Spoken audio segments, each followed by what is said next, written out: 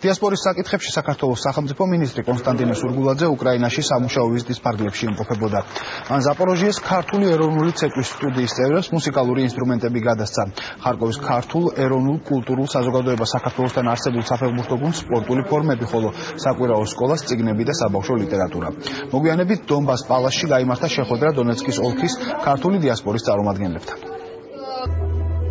Დასასიამოვნოა ის, რომ დღეს ჩვენ საღამოზე ჩამოძანდა ბატონი კოტე სურგულაძე, საქართველოს მინისტრი დიასპორის საკითხებში. ეს კიდევ ერთხელ ნიშნავს იმას, თუ რაოდენ დიდი კავშირი არის სახელმწიფოსა და მის ფარგლებს გარეთ ცხოვრებს ჩვენს ქართველებს შორის. ჩამოყალიბდა ქართული საკვირაო სკოლა და ასევე ქართული ანსამბლი.